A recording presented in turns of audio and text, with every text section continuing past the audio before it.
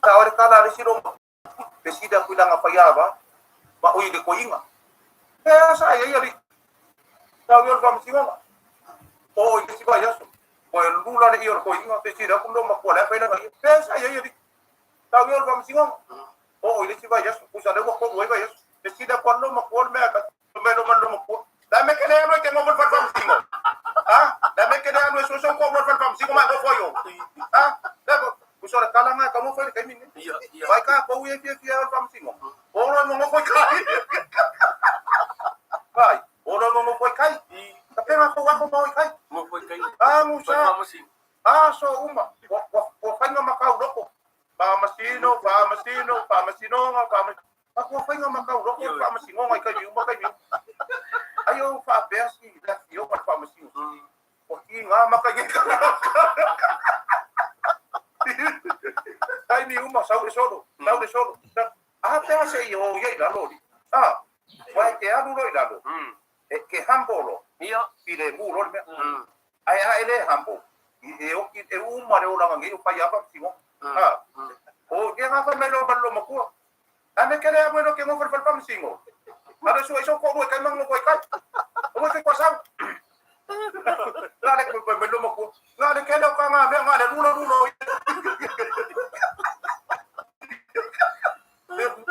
ula fala ngar ki ngai ko me ke fa ka ula fala ia fa ko kele lo kusino wi ngwa lu so kai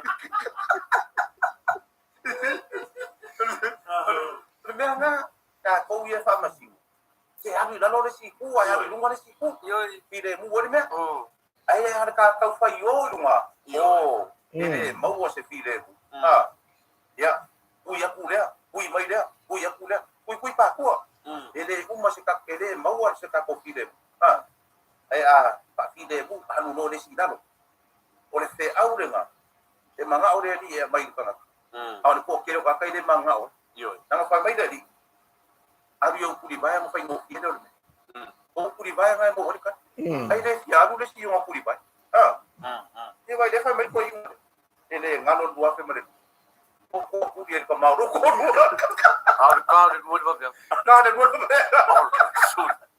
dai ma to ko ma ngai mo ya ka ma ka le ko kuri de mena wa ide ai ngor kamaro ko kuli lungal pa ide ai ngor kamaro wala ngo kala ngila ai ngor kamaro o ma uso mo nguba ngo kala de kana ai de me mari ko ki ku ra ko ku dia pa me no mal ko ai ngo wa na ko ya ana ko o ku na ko ai mai ge la kala ko ila nei la utuma e ke le ko ku ri se ka ko da ko de ai o de sere ko kuri se no to le pa wa le me ko kuri eso ko fa lo mo kura ko ko de ko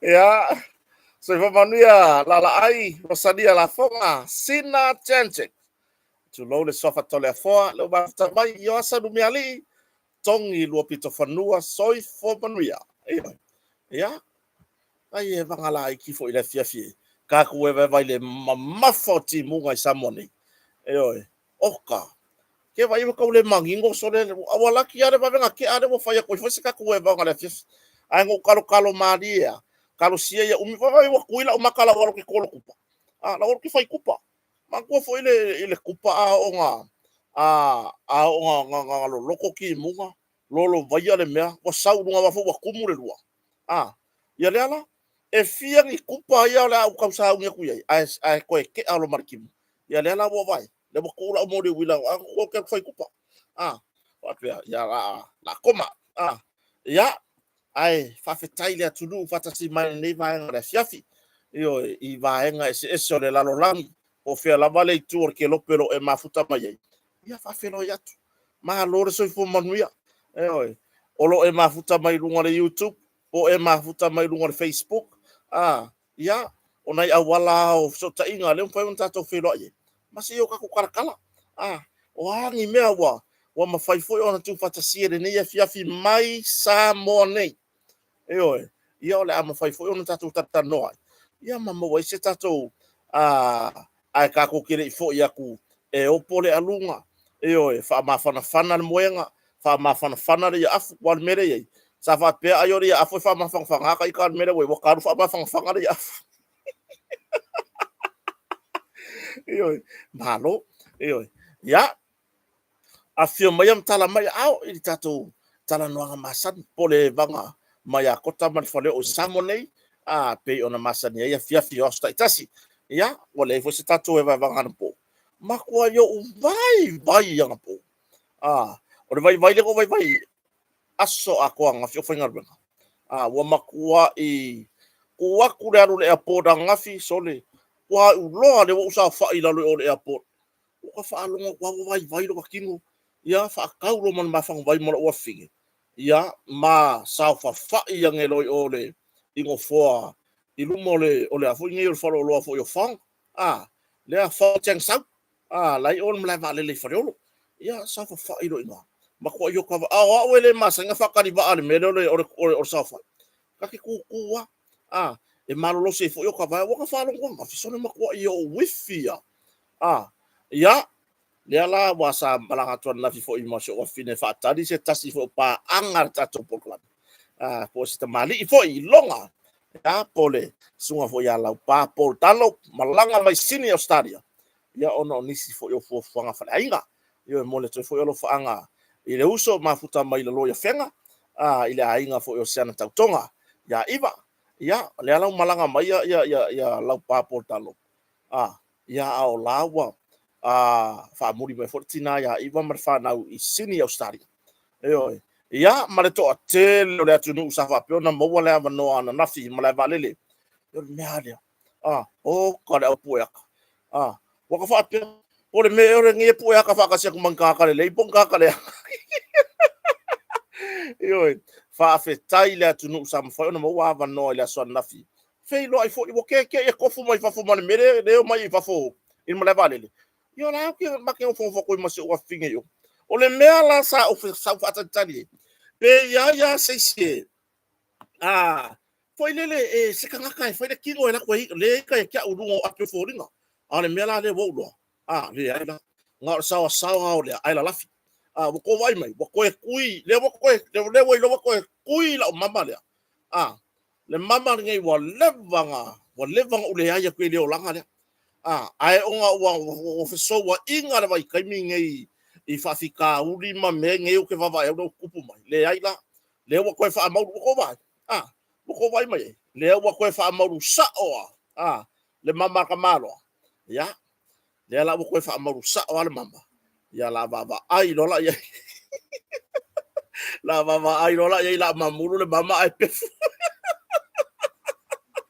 yo pa fe tai la tunu sa mo wala va no ana nafi ko lua va le nga palasi markai me kasi o kale ofi kol mra va le ele nga tole o lunga le pakale lunga tu eta vale ya o lalo fo ino forma o se tu langa e fatu pu mana tu i so tatu malo ai mai so pu le nga mra va le malo mo tapena matango fie la lavan solo nga le to e pa wasi vaenga tu lalo e fo tatu proclame wa le wa fanga so solo ana le uma vaenga uma mra vale ko e fai nga ngo fofa popo wa le mai tawina ono fo ya ono fo tu ai sa fa nga mla va le momwa ai le la tu fa ga fo ya le tu fa nga ai va ai fo ngi smagisi o fo ai fo wa ta va ya lo fa fo mo malo le tu no ya ona ele masani ai fo ona tumu fa pe ini vai tau nga pawanga vai ka e se kum vai tau krismasi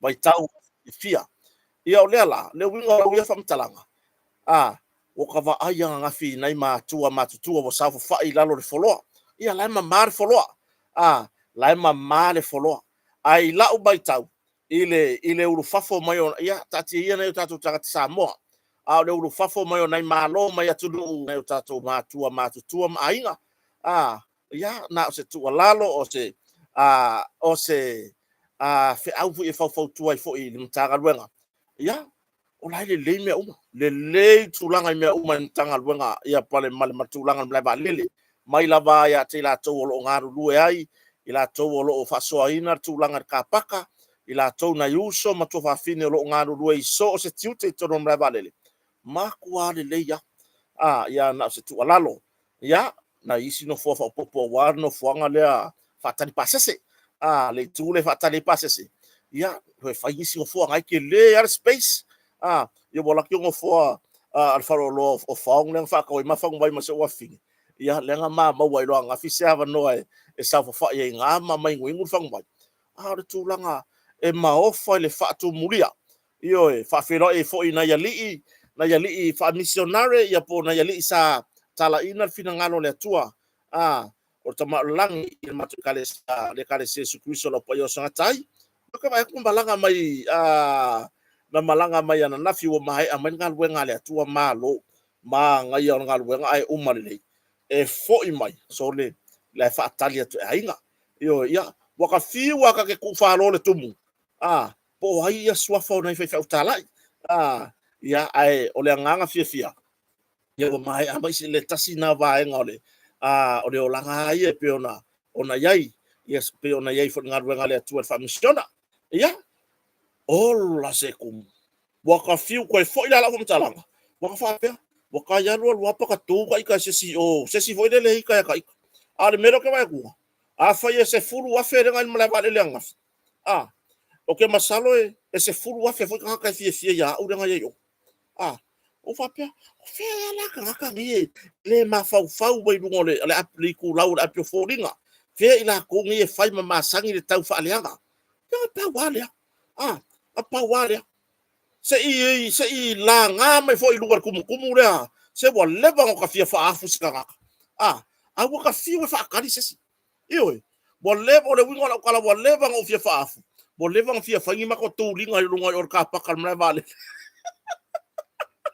pe fu so le lu a tu le ka ya ngo ka fia ya ka i ka nga ma fu tan ma mo wa se fe lo inga pu eleata ya ba ya ele ka wa ku ngai me nga omi mai maku mai sole te ba ola ko mangi fia ka nga fo i mai o so le ma fo nga omi lalo o va ko wa fia ka ko mai o isi be le tulanga le mawa o seleni le tulanga le mawa ya o le ala o ke fia o ke pese ko o ke ya lo ke so ku pe o ele e pa wa ka ya lo fa o mai mo mai ka ko ku so le nga o me o va si sa me ye wa ko la ka nga so le fa fe tai ile atunu fa fe tai lo to a fo fa fe tai lo to a le fa fe tai i pe a fa yo fa mali ina la to fa fo ta poi ya ina ya mato por kalame foi ya ele ngata o lunga wala ata o lunga o le tio fa sala ya ai o le tatu e vanga masani mai il faleo yo ya atu langanda waka fi waka ika ya nga fi fa kan fa pia pa wala ka ye le sia la ki wa anga fa pe o aku ya ki au e la como somos o so le o kere fi ya we o fa kwa ya le fa ka ngora do se fulu oscar ya le ka ngora di mas fulu ni sila le allo ya fa ka sa vai ma ri ke ku we a fa ku lo mole esa ke fi ura va a va ku lo mole manga ba esa ke fi ura va ya la fa fe tai ile va po ile tulanga ile lo fi me so tatu atu malanga mai matautia tulanga ya te la tau sa ya nga fa vai taibi ma lo nga lue yo ya le uto taliu mai fanua ma lo lava so ifo manu se so ya lo le sio bika do fatasi mai yo ya mare to ate lo so tatu watu yo o tulanga na ola o ferwa ye ngi samo ni ai ma se ponga ki ide fa pela o ko faya me se tulanga vo ile me ka ke ula vale me ka ke ama de ai o kota ya ele ya yo nga winga fa penga ai euro ka ko ka fa euro o ko fi o mai ka ko o mai la ka ko tu langa ye i lo uia o langa ye ku langa penga ye e ka ya kia ori fo ka kala ngo ni fo o ke ka ngo fa ka se ka ko vai ke ka ngo o ke ka ngo fa ka se ka ko ke moa se ke mamoe se ke pua se ke pipi se ke elengi wa foi ke elengi ngai ia o tulaga na e uma lo kakalagonga o walu lo ke fai kupa wa vai mai wa koe kuia o menge kalu ai le maka kia o le sau le wa sau ai la fai fai longa ele o to uma o la fai fai longa wo ka penga la se o fe lo ai ile au fai fai longa le se ke se ko kale lo por ar ko nga ka wo uma fa mo kan mafukanga ma le uso se fa mtalanga ai fetai ile ne ya fiafi fa fetai ne tatu lango pe ona yai ia le va auto car rental ya fa maruru ai la tunu o sa ili mani tabale ona o le tulanga wo kuai o ko wo kuai o ko ai i tulanga i tabale walu uma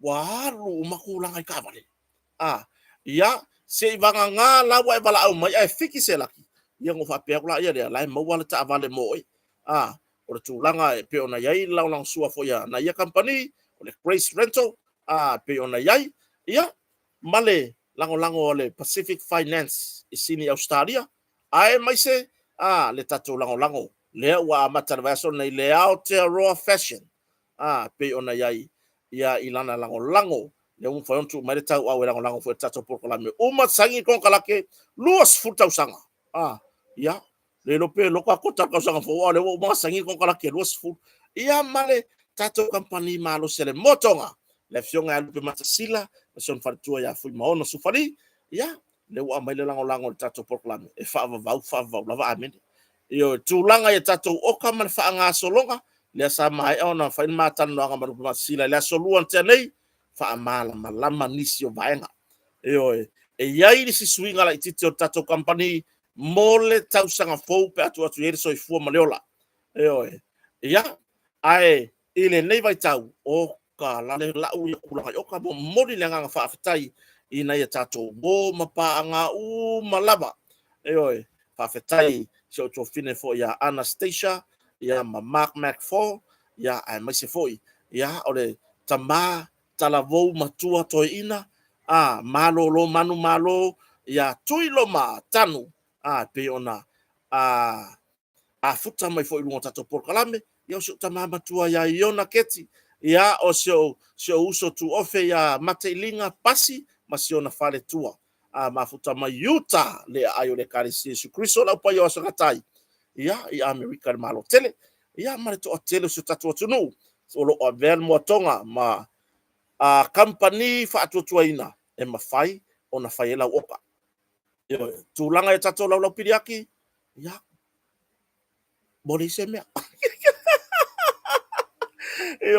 fa fetai e show so foi ya foi nei tuloma 7 lo ya America ya ona tulanga ile nau mai male turi bai o le tulanga i lau piriaki o koe vai akula foi se fori piriaki o lau ka vai sa vai por suga le foi sabe malo le malo ya so ya kama sasa o ki kama se vai ke mi kongo alupe matasina le nga ya tuiloma le sebe ese ai tuiloma le tuiloma loya wa tuiloma loya ya tanu atulanga na fa fetai tele le aver tatu company e fai mapaanga fai ma company fa tutuaina awar tulanga na fale ya bala au mai pesa oka o lo alu lava fa nga solongo o tatou oka pe ona yai ne vai time o Christmas ya fa solo ku tau sa fo ile le ya lo ko foi wa yai se me nga o ta tie mo to malawa yo ne tatou batua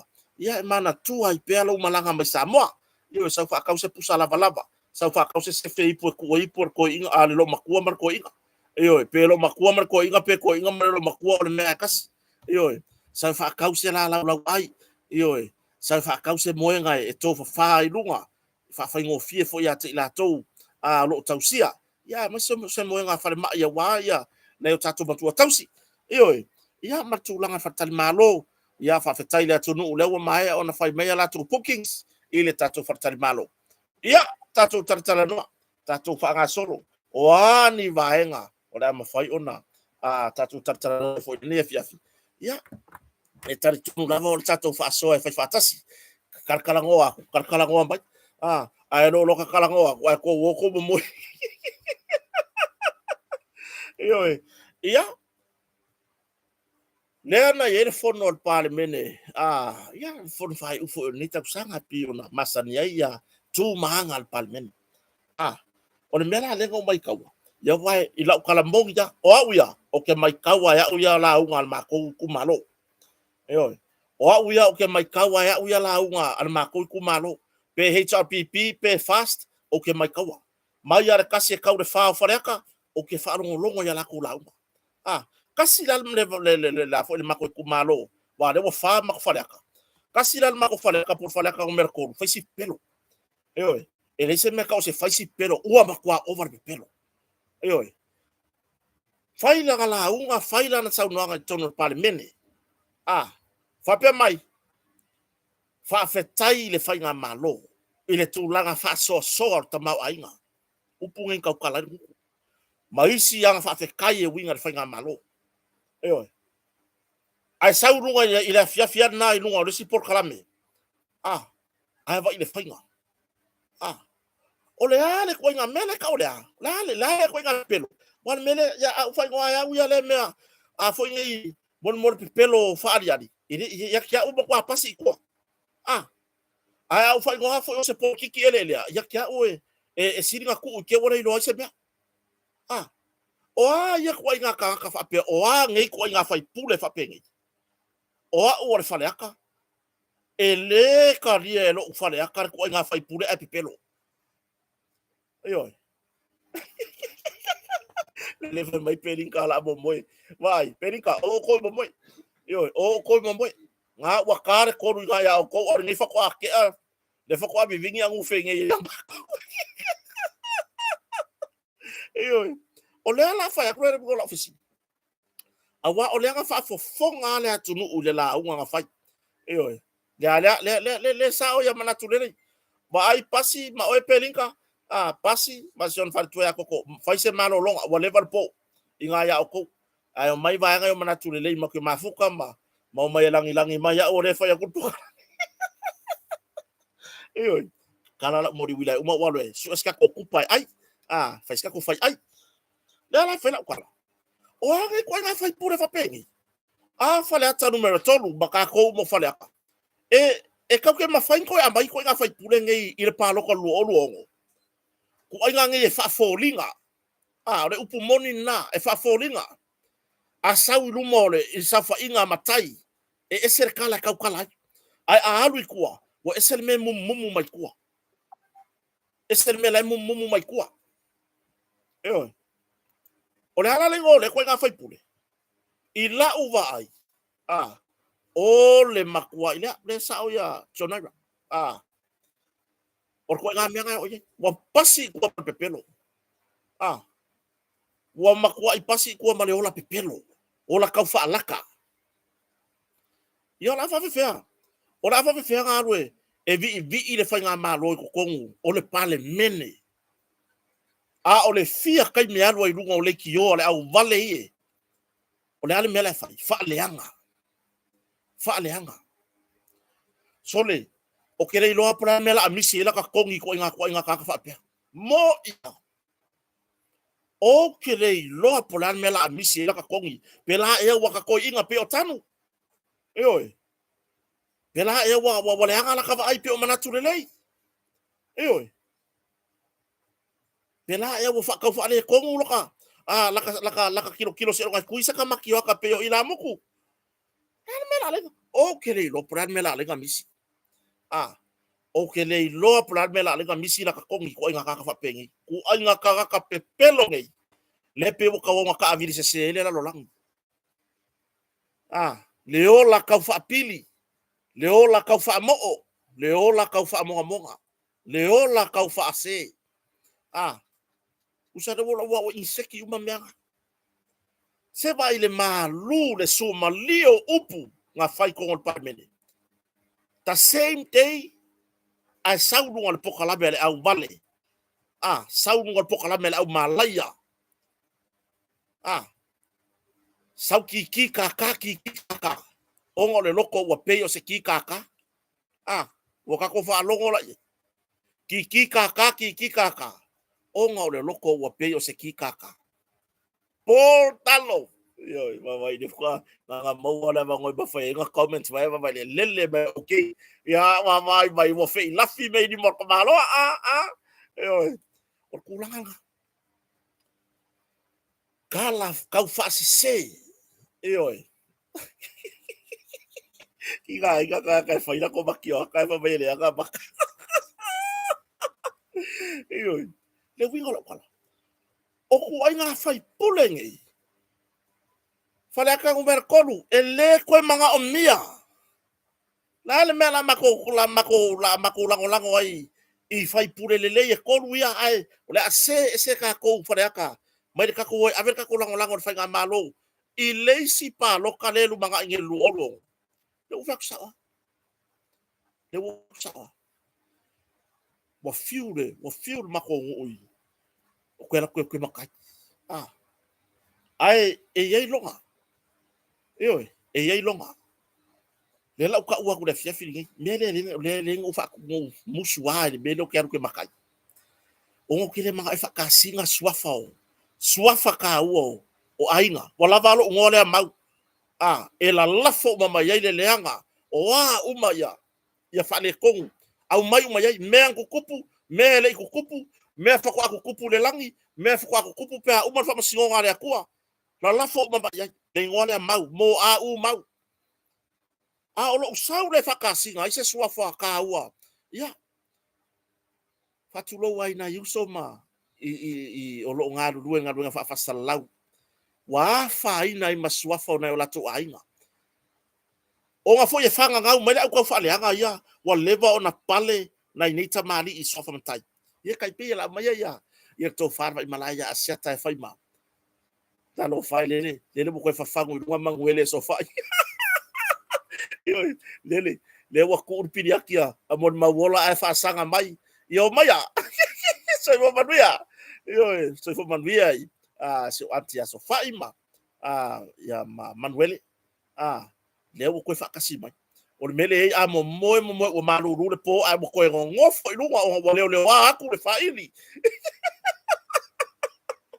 yo o le menga le fa ko la pole ala ainga I fa apea nga yo ka ainga ainga I ke mo fa apea me pe waka ke enga ia le ka ua ole vala awinga yo wale fo o mai nga yo mako ainga mai le fanga yo o mai nga mako ainga le fanga mako karangwanga I mako matai fa unga fo ni tau saka ia pole alo ka ngau le manga ngaia le matango fio le fa alo wa maulunga e lolo ase taufi ongo kere mga o ia whakikainga whai ngei o ke makai a pepe longo wingo ke pepe ngei ai pi kai au whai ngara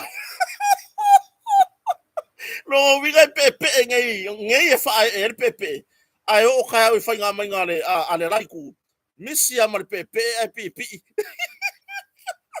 o ai lar swafa le o fatasida o ai o le afeita o kainga yo langa foi le nga faile o le nga fa ia la ngofo o le pepe ai wa before la ko fei kai o le pepe ai pipi lens ya pa tai va tasi vai o le sunga ya lens o le o sita mali ile a nacional o le ana ia le tato sponsor o le Aotearoa fashion tu inga sikai de so lava fa ne ona po so tato tudu I mamanu fa samo yo o kele fia pipi ila faya o ke pepe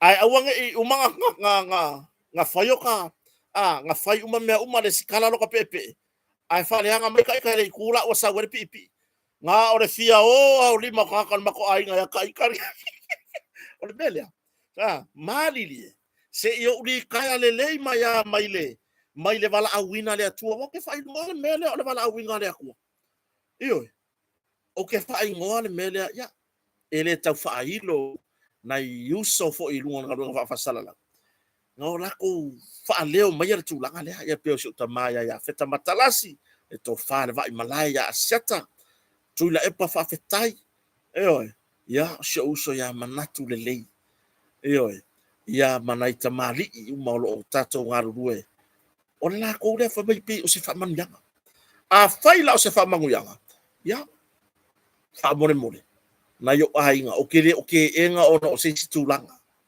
yo ai o ke mangu isu wafa o ka ku ainga yo melia o le asao le po le aru pe a faiga e ke wanger kula fongo fainga paloka wa lele wa sai le tai o le tuangai fai mai poral mela ko e lo ke fua kula fongo fainga paloka le sa fe ka ko o mai ka dia kon fe alai le ya ma sa fe yo sa ko ka fili sa ngor ko kaimi pule o ko swing or kula fongo fainga paloka pe alu manai le fainga palota tele le tunu ai mai se ai fainga paloka le awala le sai ma fa pe mai ko le lo ke mea le ai ele ai sa fe au ka ko ka ma wele upu wa le sa fe au ku upea le fainga malo wa ye le time nei o le la ko le maka fa yo ke wela ko kula fongo fainga paloka e fa avae te unga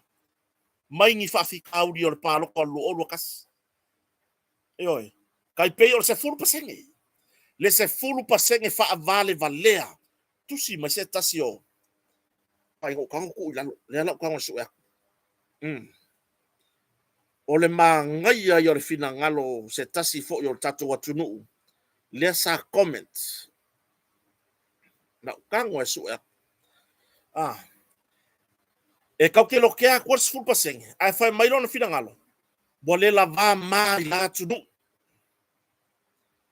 fa mole awangi ko e pisa ile se fulu pasenge wale la va mai la tu nu o lo a onga ile maoa e o se fulu pasenge Samoa se fulu pasenge o le lima kasi o le ongo kula fongo la ngai manga mianga keu a fina ngalo ala fanga malo ave ese ile se fe awa o tu la epa manita pipi wo umalo ko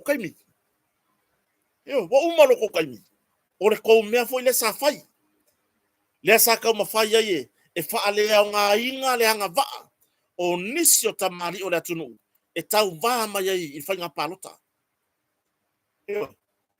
sa confesu ya ia no foa o le palemene ave ese resi ngo foa pu le ngo sala fa o ala sa ya ke o ko le power sa ya ke o ko le power ala le melo we kaimi o se mea tatalo ile tua ia teu i for fainga palota o le luo olu ono le tula fono ile tau sanfo ele fainga malo wa yengi ai awangi fa pe mai le ke unga ole ale mafai nei ona toe tawa ila to ua fa mahonia ala to solinga tula fono iluma ole fa masinonga yo ilongo wingo o romari mongi bole longo wingo o tai o le tuanga ai mana fai la tusi o le tuanga e ta pipi bole ko fai ngo mai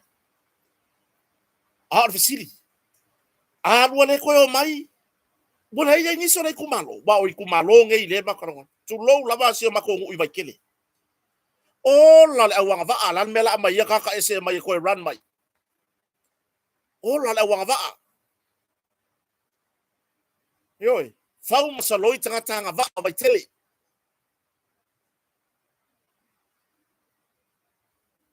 fau masaloi toi matulanga e angarangu yo kaka e o mai e faia fe kau ya ke ba mai kaka mongi ka ko kumalo a mai kaka mongi nga feola i fare aka ka kangu ya puke fare aka yo awol ko mai e ko nga kaka fa pe o mai fa ma volunga ye ko manga mia ya va faire la va faire le fa suma die ko ngol pale menge yanga upu fa fetai le fa nga malo tulanga tongingo e kala fule le me uma upu yang fa ya fa puro fa ka o mercado fa fekai le kongingo e kala folo le me uma a fe le me ga sanga vale mai ai tulo fa fonga la tunu fe le me ga so asasa mai ai bole se kupera ku ngwa maki kiva bole se kupera kama wainga ai ka lafu mama awa ele nga pale mengi le fa fonga ku yai iyo le la bo kala ngoa o a or fale aka e fa lava mele puke o i moso kau i puipa iyo ma o le puke muri ya len ko koe mai puke umi le puke o kota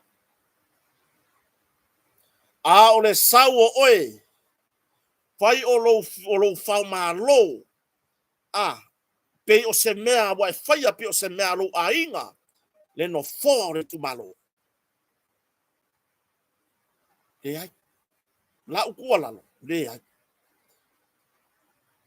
o ange ka mongi o le ku malo o i fa run mat palo ka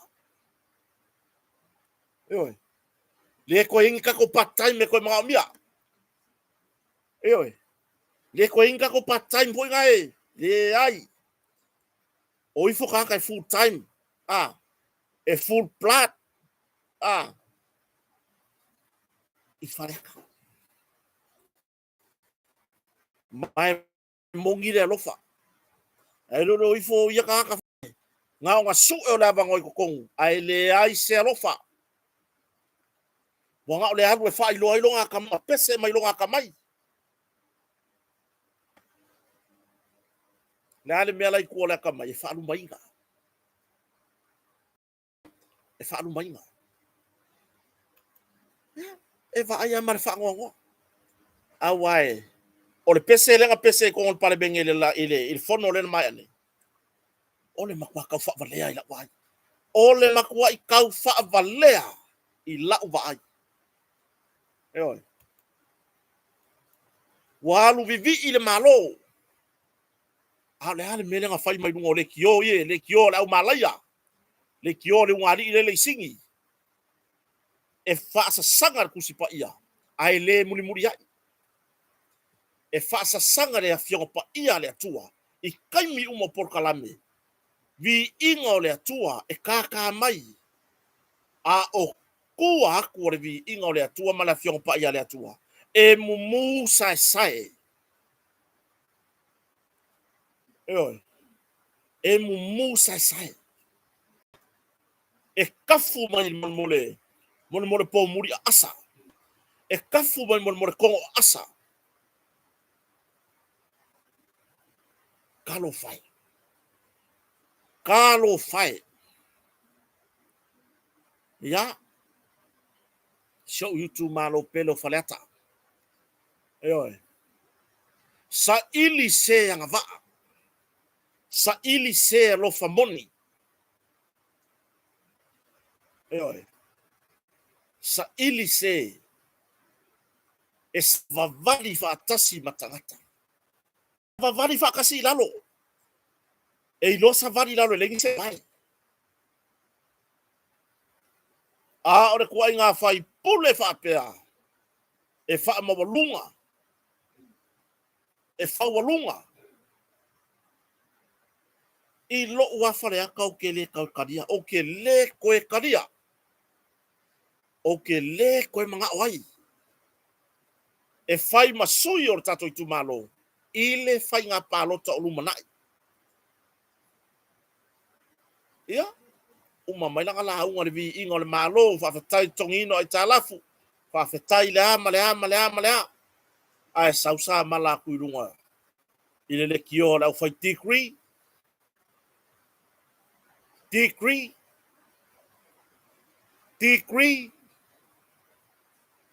ko vivi i ar kurio nga vai wala ki le e ngalo ape degree e wa suye markangi ar kuri ko nga kakaki wala kangi ar kuri nga kaya ma ko kolo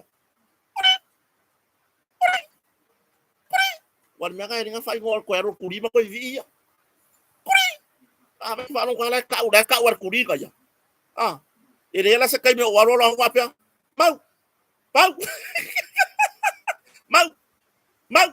wa vai ai aka ko le kio kale ai aka ko kama lele wa makua mangingo mo umango kusi ai me foi ngar ko fa fonsa sa ule kalia o nga sa yele mako mafkanga va laka saosi oi saosi mako mafkanga madeli ile pulotu tulou le swafa pele e pele ainga yana mea oi ala o mayele ngo Canada Canada degree wa vai boka ko fa uka ye la le me wo yer kuri wa pa ilonga le mafau ile me ele o yai wa kala ngoa mai pulotu fa HRPP sa le fa pea onga ya sa fa malu ya ile nganga pa iyo le atua sa fa tasi ile nganga pa iyo le atua te mi uma tala no ai sa iloa hava ma fa alo ita ina tofia ile atua yo sa iloa hava ma fa alo ita ina tofia ile atua pe ska ka ile se kinga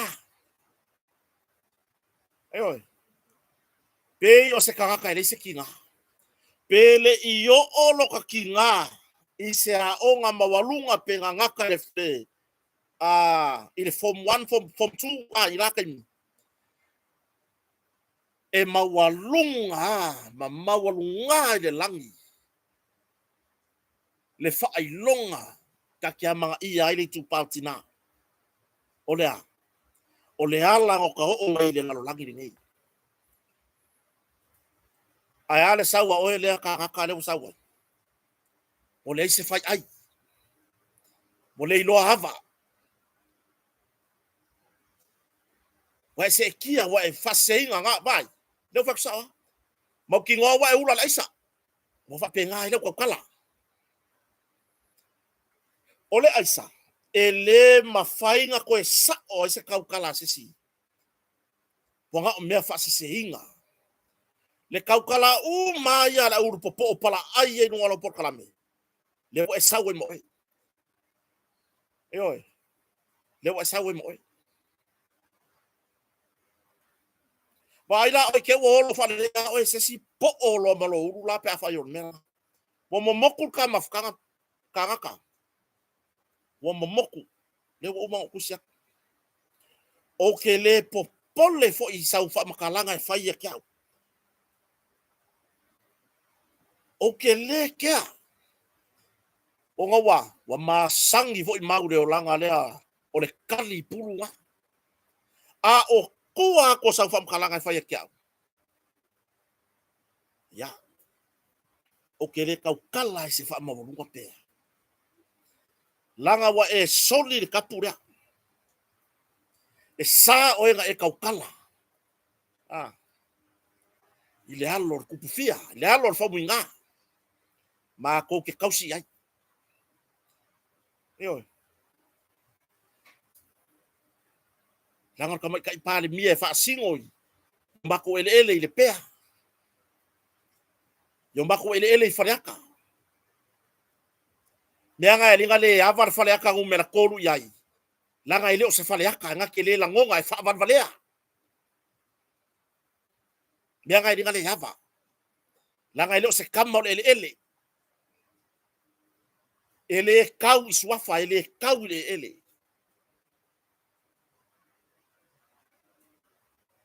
yo le la wo e kango de waiola kanga ka wo e kango de waiola wo ma yo kama fkanga nga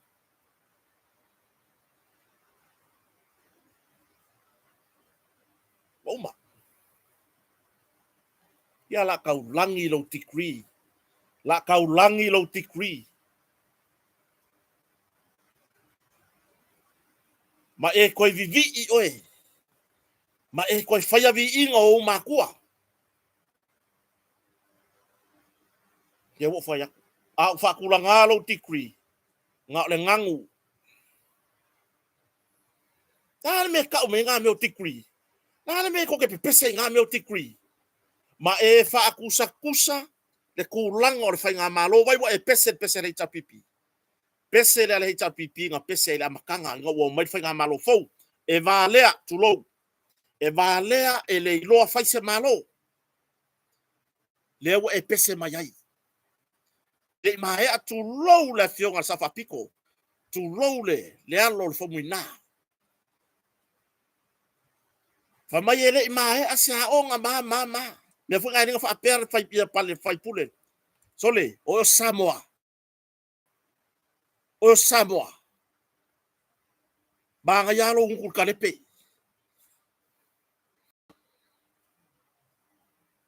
Le ma faulo pua.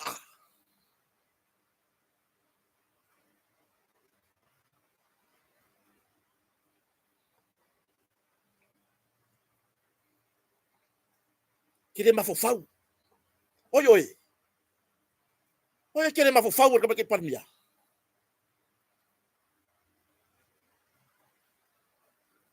Kua I keu oi mai makal maku ainga I wharaka. Oi. Ya.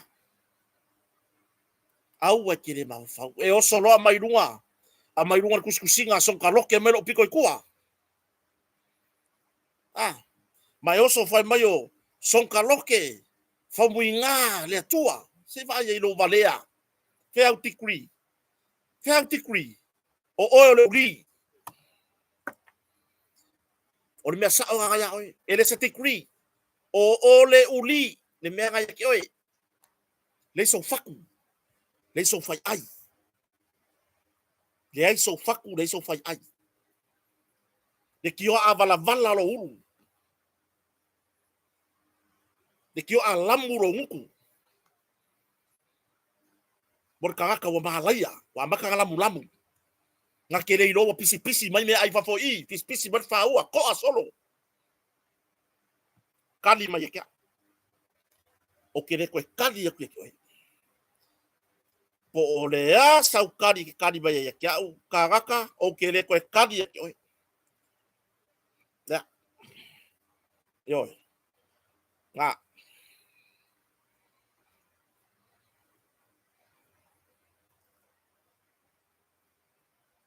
Ngo wava. Mo fau kua. Ele I loa saporas. Ele I loa ya offense. La unga luenga sa fai aku yo kua. Sa utu alalo. Sa fau kua fa reuso. Ala mere wo fai. Le ai wa ka pu yer fai ko orka mafkanga. Oi. Wa e ka pu ngier fai ko orka mafkanga. Wa e ka kala ma ya seori.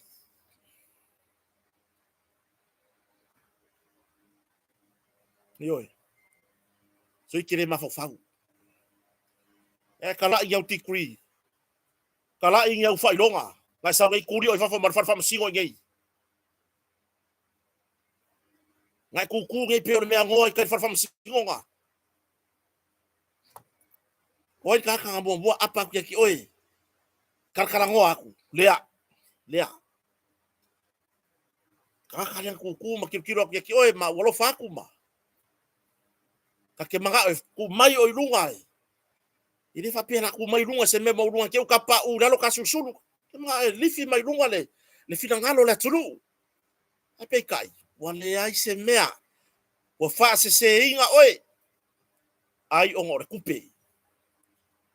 Oi. Ai ongo re kupe. Ya. Awar ko ka uang yo fa longa fa mole.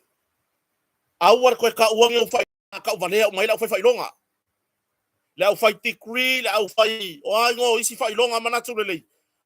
Petla o ango isi me professor, doctor. O a uma isi ma fai longa. Kere no po e mo fai longa or kele na rikua le kikira ruma. Le au fai longa e maua pinge, le pinge la ko mea ngai Samoa. Yei fale, yei fangua, yei ka vale. Ale alo fai longa le ke mika ma yei mak pese ma yei. E ka valea. Fai longa mua le ke feo ai, o le fai longa fai ava. Ile a inga o loko rua, a inga o mua. Kio foro ko fie sau ki ko yaru le a inga katuri o le a inga ke men mariu.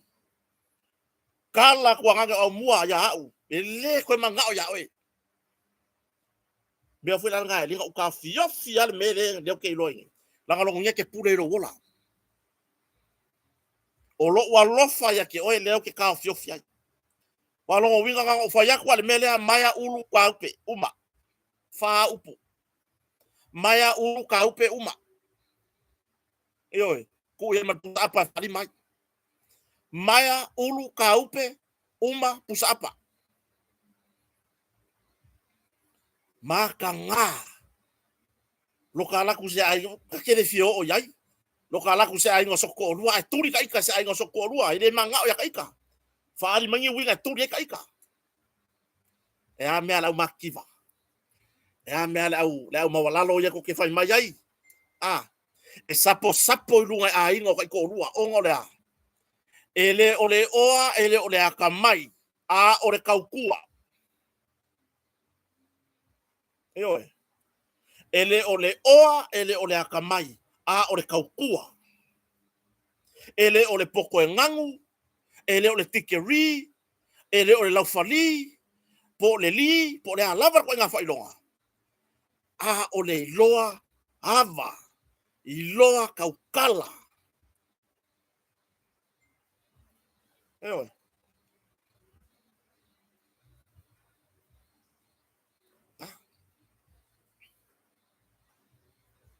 O lo walofa ya au mua. O lo walofa yon i kuangange o au mua. A oe, wole wanga unga maya uru. Ma i mau laka kua lalo fa le uso nga fai apia ki oe. Ki le kalia, wa baha lore kupe ya oe. Isi mele ukaunki kilo ele. Dimtanga luenga a malo i Samoa. Ba ai le kai me kaungu umayai ingei. O ai le kai le ko ke kaukua yai. O ai le pale mia le yai. Fia me Naomi mataafa. Ba ai le kai me sa wai puloku i Samoa. Fai morianga.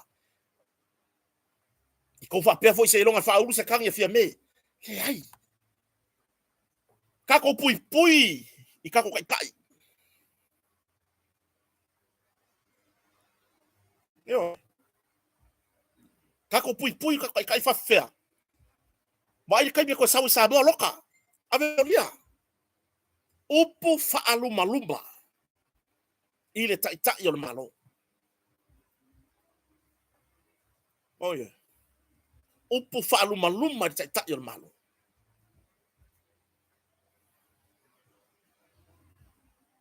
Maka ngā.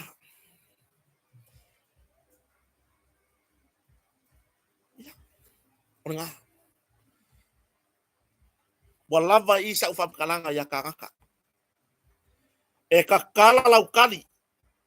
Karaka e ka kala lau kali. O kua o lau kari, o ke re koe kari a koe koe. E se lar kari o ke kari e ai. Oi. Mai mau lau tikiri.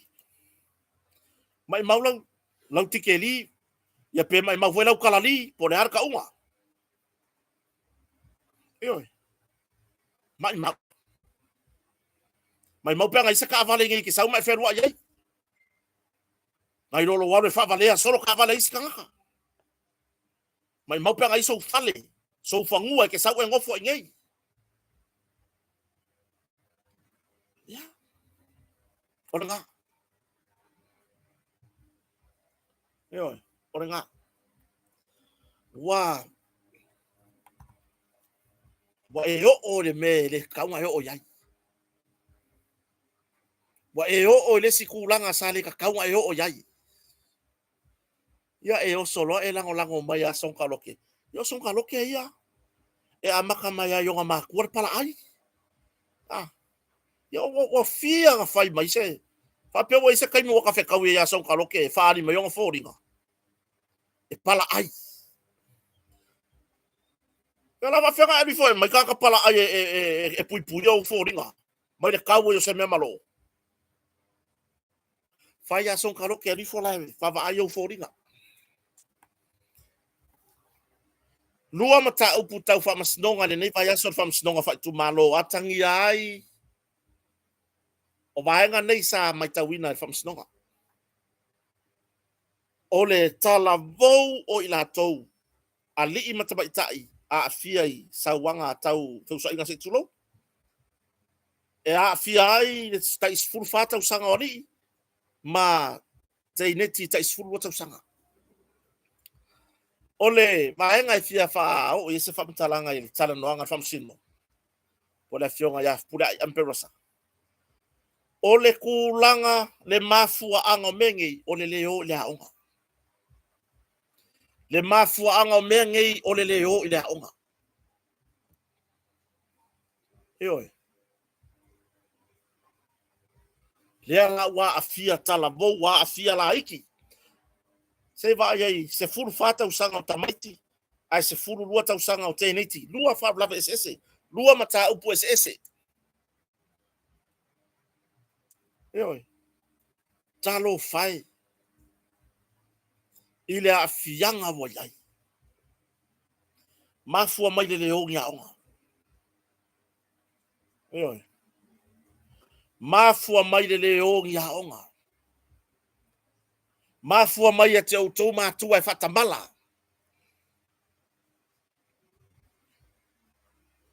Wai le mfango ka fai ako whapea. Ngā piko la awa ki ngai whakamala le ai. Whakamala uma makua.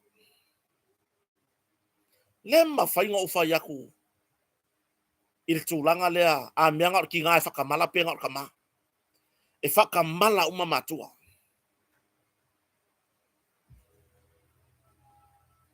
Lea la ua. Tu ele vanoa sa ideni lo ia. Ori talavou nei ta isu whātau sanga. Ai. E whaawau mta upu nei rumo whamsinoka. Ona o leo ngā o sori ngā tula fono.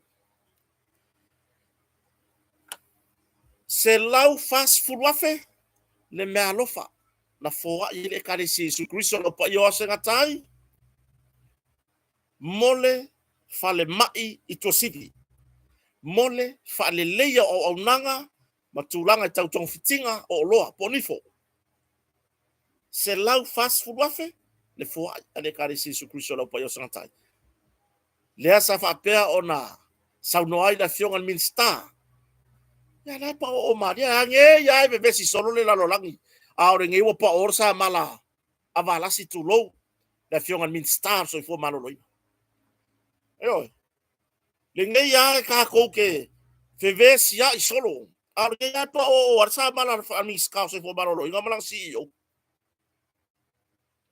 me ya ka ka fa ilonga e lengi fa ilonga pepa la fo ngai ku si mai lunga a yo la tikeri le o lau doctor lea o lau wā lau professor lea lea o le whailonga o le whamanuianga lea tua iai o le whailonga piko siri ngā o le sawa sawa o ngā ruenga ai si lou waku upu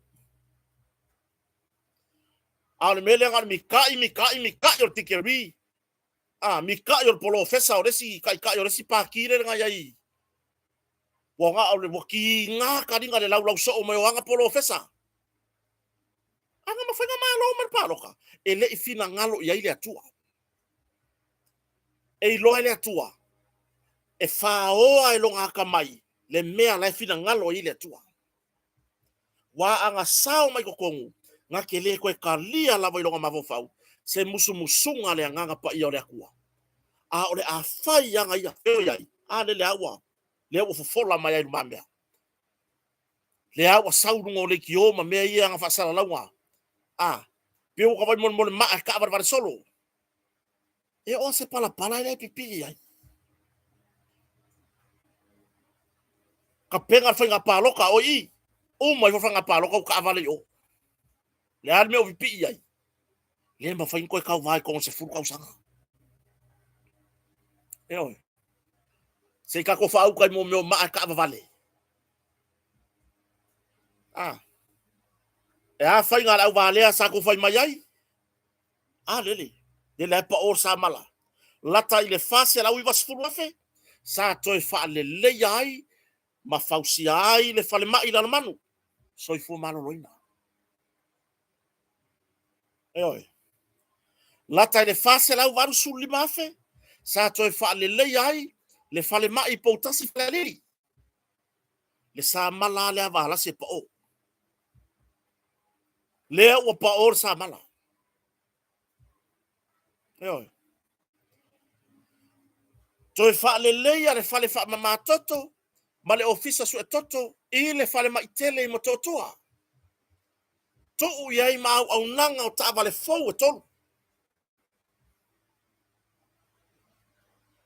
walau ka avale le mtanga benga soifua maloloina ele ngata ole soifua maloloina i lona fale mai tu to tonu ya pia a okua nu itua fale mai fa itu malo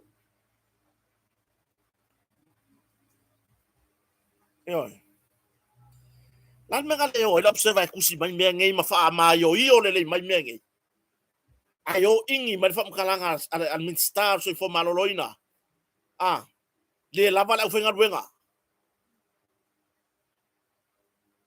anga ka mamai la observa la ko ke koi fa pura pular me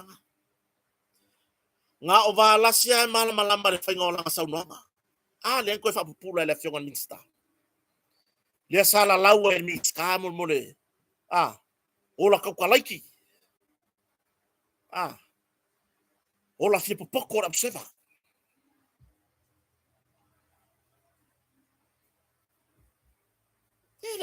ele palasi mai la lo me o piki o fa le anga mai ya le mai ona salo le mai on fa lo atu tato fa mai ya le patai lo manu le wo umona fa le lata ile fa se la wiva sfu wa fe sa to fa le ma fa usi ai le fa o nga le ama le lima le o fa nga malo ile so soani le sa o mai fa tupe o malo wa fa tupe ale la rangi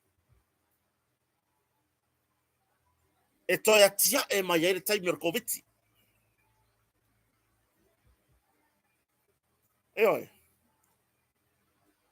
mana ni fin ngalo mavaenga fer fasu ka usanga rita pipi dengan pisang le anga de sa fa il fa nga malo fo nga lue mai e fio ngal min sta mala na CEO ile mtanga ngal so fo malo loina ele ko fuka avale fale mai no itua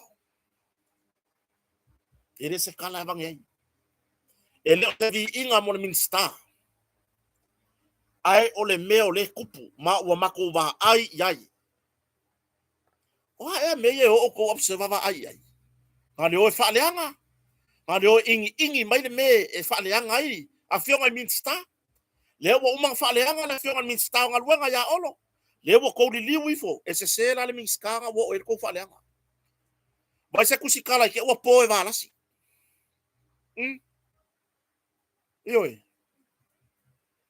vai se kusikala ke wo kare fengi wo po e valasi tu lo wala fio ngal min sta so iko kele mafau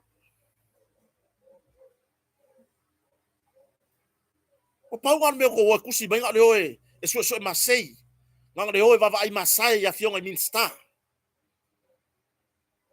awo ko le oe kusi mai le ango kongu mo fa mo sa no va la si ile nga yo inga le wa ye so fo maloloina pe ona fa pula mai le fionga min sta malana CEO fa pe mai mata le so se fulu wono le masina le neyo o tisema se ia ulia le aso lima o le masina o Januari lua afe lufu lima ona tapuni ne tatou fale mai ile au nanga le mo me ngase tau savali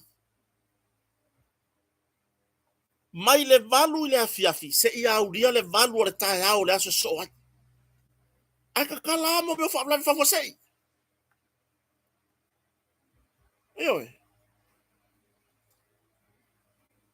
kakala fa blan fa fosei o mea ka wanga se ngase tau savali pe au whanongo longo mai o kou ia au kau ka laiki ia le observa. O ngase kau savali. E ei mea ka ora ki ngā reuru.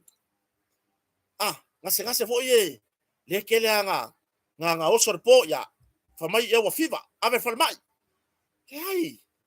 O i ngā rela koe fo ie ka kou mātua.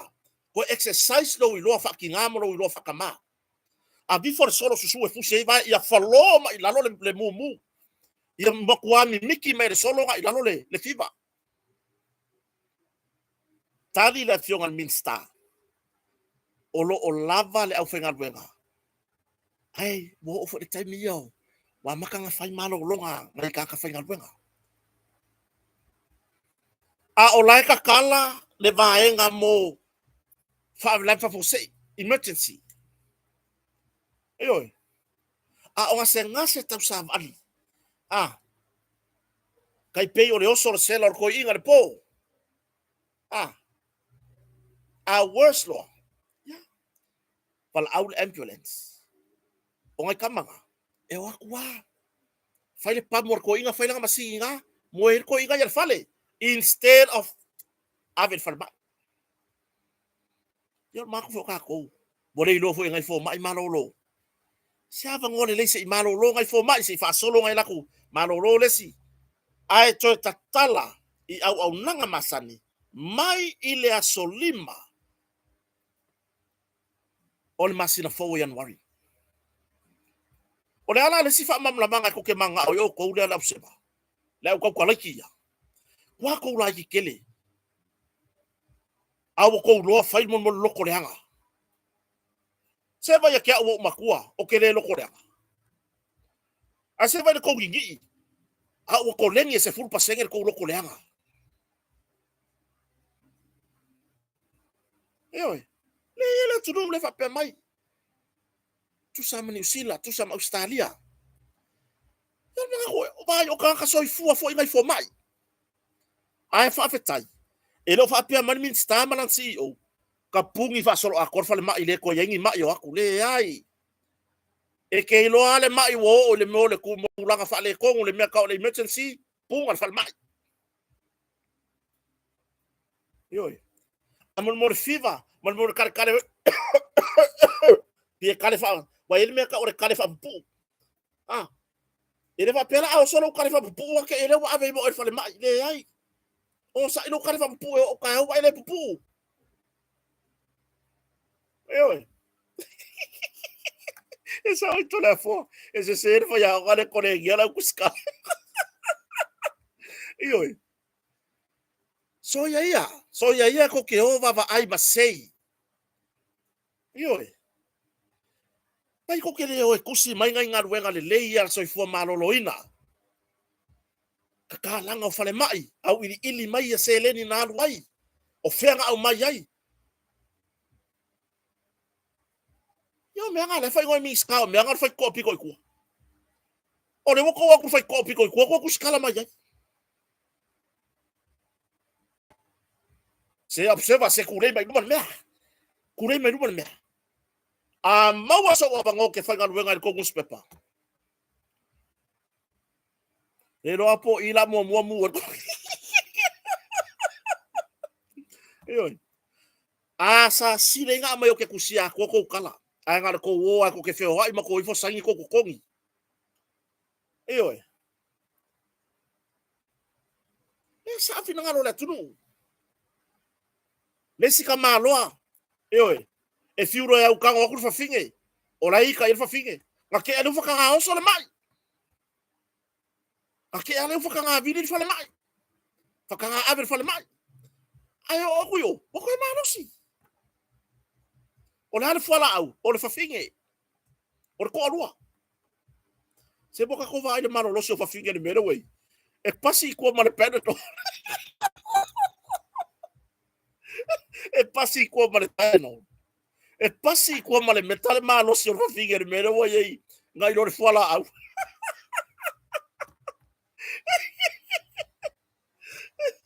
Eoi. Ke fai yaku observa. Me ale o le fai o ko finga au vale ma le min star. Ko ke le ava foi o ko wia. Kai ka yo le tunu o le ale me e ko fai foi sa no min star o kala nga ko mai kusi. Ngan ko mai afa maka kele no le paper correction. Bye pe o ko kele ya o. Ai ko me se ko mai fai ko correction. Vai. Ngar ko oi fo. Le ko usi pepa, usi no le upu. Correction. Ya ko fa sa o gro ya lo mar sa no ngan min star. O lea wa ko wo ave se a wala lele lei. Ioi. O ko wo ave se a wala fo ile le fa le hanga ina minista. Wo melo ulo ya oko. Pe wo ko wo ko ke fai ko finga uma mafionga min star. So iko kele mafofau.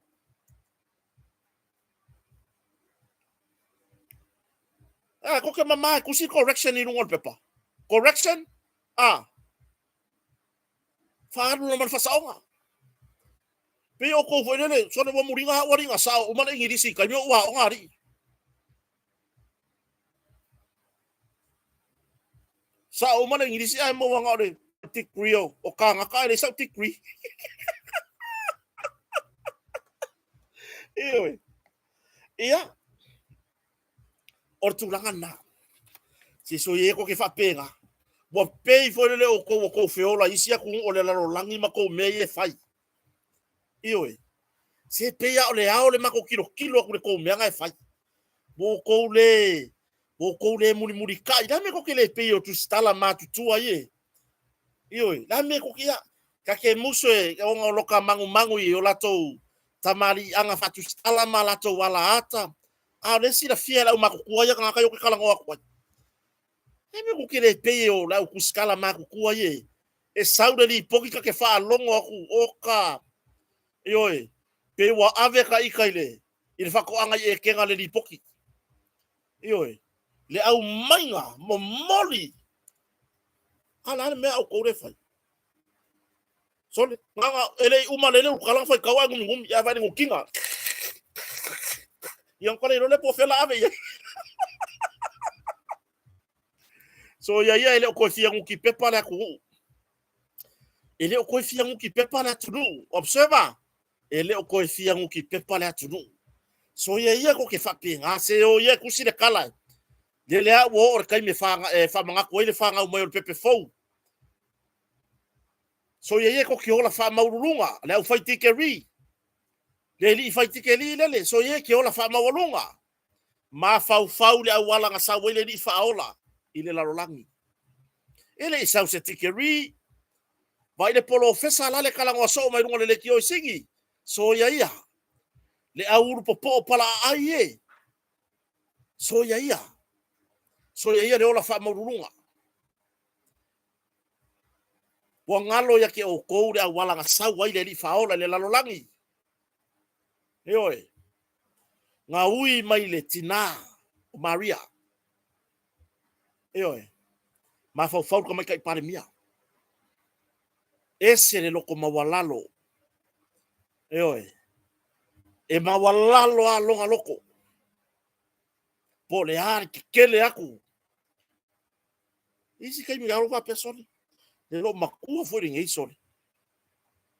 Kele me akala va ega la le ya masaka kali e fa pe nga ka ma fo for skai aka ke ngofo mo ka ma fau ila wala nga ui mai ile li faola le lalo lang ai nga ui mai se ngofo anga le fia e o ka mi o ke le la umongi le ai le lopo me la le ngofia ui mai le ngofo anga ai si ka ko vai le mawa lalo male makau kia o le whakau waa o le awala ngā ui mai ele li whaola i le lalo langi rengi. Ai whamai o le kupu. Eoi. Kai whape ngā le awala le sa o le whainga malo o le whatu tue le tu sa mo tas. Le awala kong wala ngā le ui mai ai. Eoi. Lai me o le kou le whape ai. Ia la son kasi ilunga ngā whailonga ngā sau Yesu mang yong whailonga. A whaia kua ele i kariangi whamasingonga ngei ko whailonga lo ia. Ai ko mo ko puru ka fa valea. Ko mo o fa u ko ko whamasingonga. Ki nga ko nga la ko kuri mai oi fafo. Sawe u ya kula wala lo ke alwa ko ye kariai oi ko kongu. Sawe u ya kula wala nga sawe le faola. Ma wala lo le loto. Ele fa mo lunga. Ele fia tamai. Ai fa ngo fia nga mo moli le fe au. Yoi. Ya. O lo fa solo le taimi nei. So nga tanga le ngo malo le malo.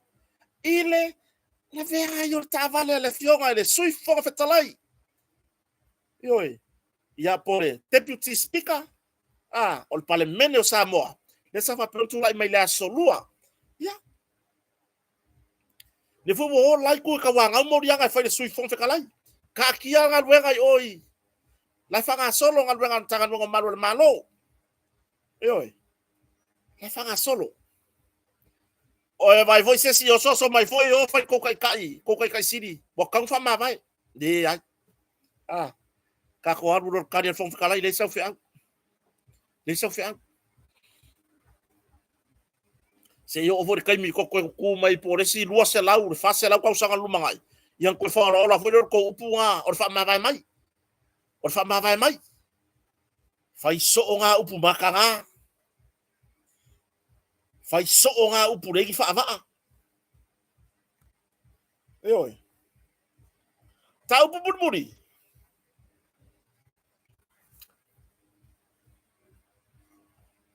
Ona wa o mai ai fina ngalo le tunu. Menge o wala audia ma menge yo. Wo fo vai temi o wala audia fa poiponga. O aso fa nau, o fata singa e kalesia, o fata singa a inga. Ai wo yeli me fo sa. E a mai wala audia. Ai koe maka kekele mai marfa ko ngai runga. Na o mea lofa tupe. Na o mea lofa tupe. Or siri aisea. Aisea. Wo fai nisi o tulanga fa pea. Ia so fa na we kalesia. Kai vai aso o fai, kai vai aso o koleki. No mea lofa kupe. Ono wo pure tutu. Awa le fatala noa. Fatala no i suri ba fioyo ainga. Fatala no i suyo e kalesia. Ya le mere asa ko velo mai marfako unga. Nga o mea lofa kupe. Ko kere manga o laka kipoki lang ka wafifia ko al mare wali fo. Ko kere manga o laka ila makakuai mare. Ba mea nga sa fai mea lofa ya soya. E ka kalak sa kimpu sa keleo sa kuai. Au salo. E me mare wali fo. O le fwa pior aple ainga. La fa ngane ulo fo wa. O le kipoki wila. O le ulo kualaisa. O le pusaku. O le pusa lava. Ba fai mea lofa fai ya soya. Sa fai male loto malio tangata. E aru le vala audia. Ai ar kai miringi. Elele barkusi wala audia elele maya ilunga. Nga o mea lofa kupe. Ai sole. Pela nga ka orsu nga kupe. Wale alu le ano tonu or fa moi. Orsu nga kupe sa awali ngon mea. Ole upur wala audia. Eo mai moli mawina le fa moi po le alfa moi le fa. Eo mai moli mawina le tu fata singa. Ole ungari fou. Eo mai moli mau i le aso fia. Ole fa nau. Fai poiponga. Ai ale mele woia. Saura wala audia ai lele mai nunga marfakong. Usara fakong mai kaika. Ele karia ele mga amia lau masing kamea. Amai le kupe. Lo winga afa ye fa fer ka masing kamea. Ore kupe ngai ma ku ke kusi abaku. Kako koe foi ile mesa yai. Ku ur fai karia kakaka. Tu ur fai talia ile wala audia. Po le ale mea lofa e tau au yai. Ioi. Fa poiponga i laso. O ka waka wa ai yengi mea lofa o le pusaku. O ka ai ngā falalili. O papalau fala o alunga. Ioi. O ia afu. Mole unga li fau. Ai ar kai birige. Wa lele mai lunga marfakonga. Nga o kupe. ia ona e tatou talanoaga ia lenei e fiafi faafetai le atunuu le faatasi mai faafetai lo tou lava pale se gagana foʻi ua le tautamali'i a lenei faatauvaa ia malu ave fale o tou finagalo ioe kota ia o le faleo e matua atu ia te outou o falatetele faamagalo se leo faamagalo se upu ua sala a lenei faatauvaa ona lava o le naunau taʻiga i talanoa i mataupu faapea ona iai se o tatou atunuu i sa monei faafetai lava ia te outou le faufautua faafetai na iuō ma paaga uma aga lelei mai foʻi lelei vaitau o le kilisimasi ioe faafetai na ia tatou paaga malaga mai atunuu mamao ma saʻili avanoa e feiloaʻi ai faamalūlū foʻi iā te latou ua toe taliu lava ia tunuu o loo aumau ai e leʻi maua se feiloaʻiga ona o le tulaga pisi faafetai na ia tatou sponsors pe ona iai le Aotearoa's Fashion pe ona iai le Pacific Finance Center i sini Australia pe ona iai le Vaoto Valley Car Rental ma le Grace Rental ma le tatou lagolaga o tu pe ona se ei mai le tatou company ma losi o le motoga i tulaga i mafale faletali malo tulaga i vai fale natulua ma sini maloli ma nisi o auaunaga faafetai lupe matasila vaa so fatua sufali tulolu sofu mono pre fionga ngaftas ona se avano lelei fa wa per tatou maftaga faafetai mo me uma lava i so tatou atunu faamania tele le atu e fenga malolonga le nea fiafi tatou feloai foi la so momua ataiao tatou tu tatalanoa inicio vaenga famangalo se leo fa le tonu po se leo wa e tautamali ayanga le leile atu e fenga malolonga le nea fiafi fa soifoia